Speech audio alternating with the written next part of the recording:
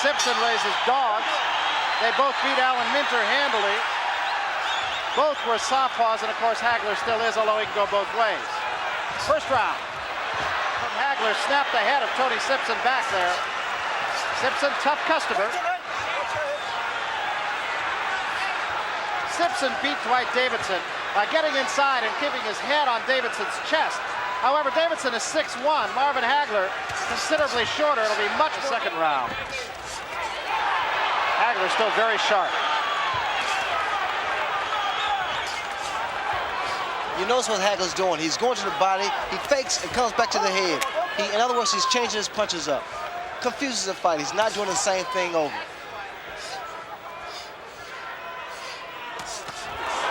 There was an uppercut lead. That hurt Simpson. Simpson is doing too much, is assuming that British attitude of having his head too straight and too high on too many occasions.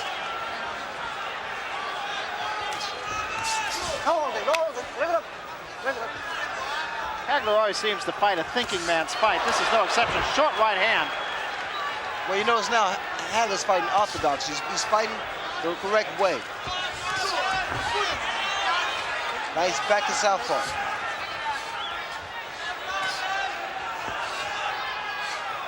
That cut of Tony Simpson seems to be alongside the nose, not from the nose. Alongside the left side of his nose. Hagler works on it, too. There's that jab you were talking about. That right jab of Hagler is very, very powerful. Simpson right on top of Hagler for the moment, but doing no visible damage. And takes a good straight right hand that time from Hagler. And again, blood from the nose. Two more right hands. What's happening? Hagler's throwing his punches in a combination. Simpson's relying on pretty much one punch, and that's the mistake he's making. Inside, Hagler puts his punches together, and Simpson, he works either the left hand or the right hand. He needs to put both hands together.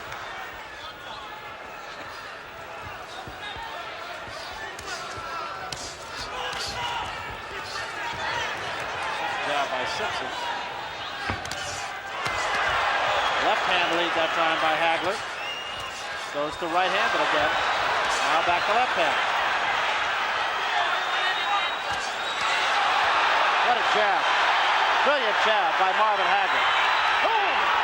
Okay, bring it up. Bring it up. That's my Simpson there.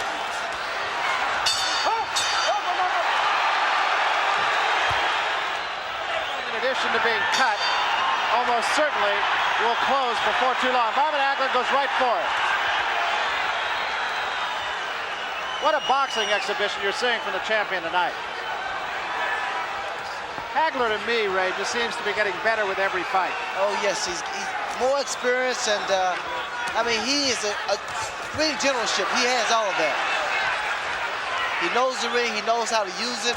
He knows how to use his hands, the body, the head. He's an all-around fighter. It's only now that he's really starting to be recognized for being the fighter that he is. As a matter of fact, back in 1973, Joe Frazier said to him, "You got 3 strikes against you. You're a southpaw, you're black, and you're good." And there is a booming left hand behind a right hand by Marvin Hagler. Well, those 3 strikes seem to be turned into a home run right now. Those 3 strikes have become a motivating factors for Hagler because, again, he's a very proud champion, and to try to take his title away from him is like trying to take a little puppy from a dog.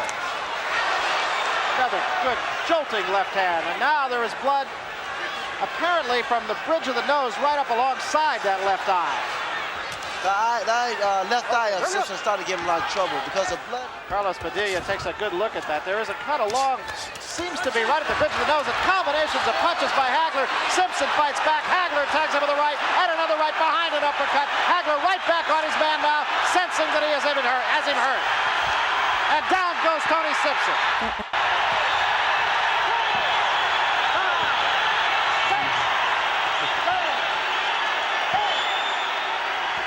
His cup flipped, and his protector is loose.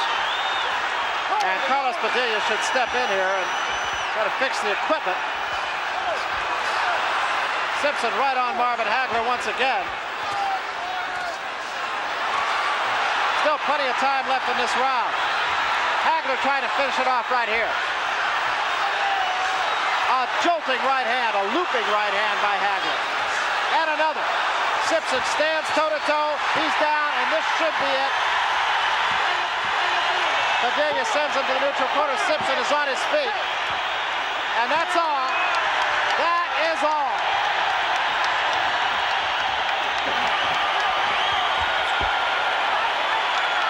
To say that Marvin Hagler was impressive would be to make a great understatement. It would be an understatement. Marvelous Marvin Hagler, he showed so much of boxing techniques that I'm quite sure those that the opponents that are looking at him now a bit intimidated. Tony Simpson was dead game, no question about that. Did everything he could. Well, Tony Simpson deserves a lot of credit. I mean, he fought like the heart of a lion, but it was just too little for Hagler. Hagler just had too much artillery for him. 2 minutes and 40 seconds of the 6th round.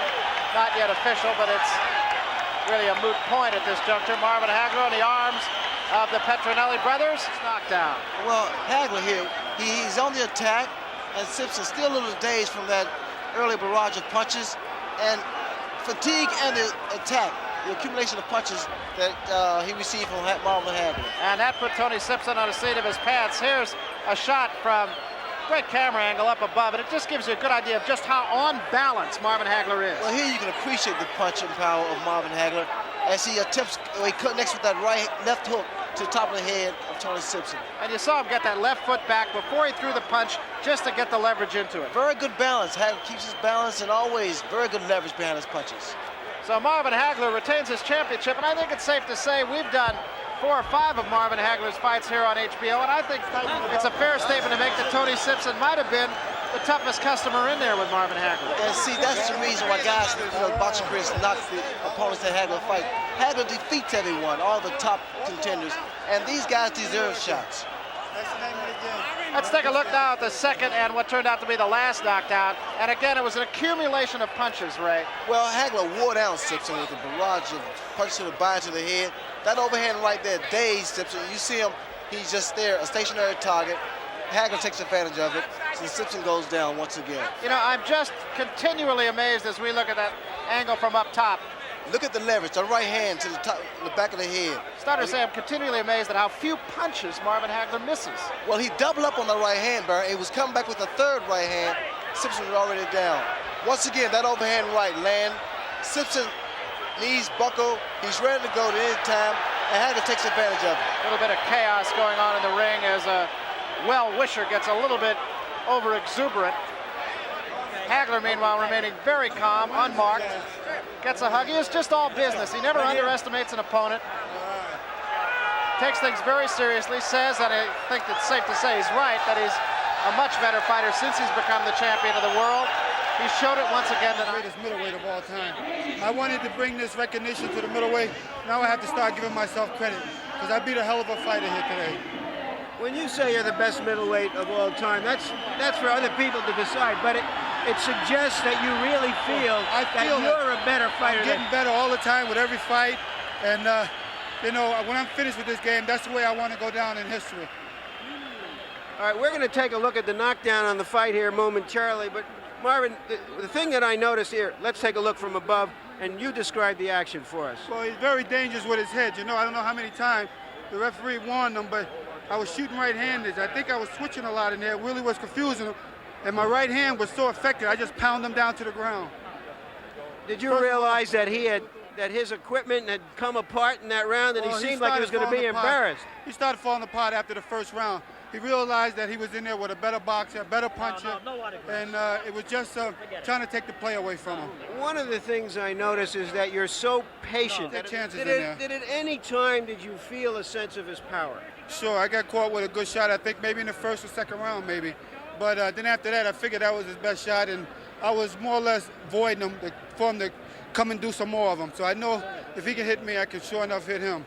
First, I'd like to thank God, really, for giving me the courage and for carrying me all the way up to the top. He gave me the inspiration and the dedication and everything. What to keep keeps this you, drive going. What keeps you so ambitious after having achieved your ambition of being a champion? I believe that I want to prove to the world that I am one of the greatest. I think Monzon was the last great middleweight champion. And when I'm done with this game, I would like to go down in history as the same way.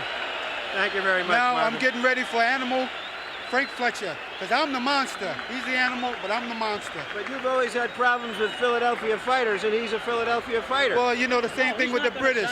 Now maybe they're sicking him on me, so now what I got to do is destroy Philly. But, you know, I know they're going to get him ready in every kind of way, the same way they did to Tony Simpson.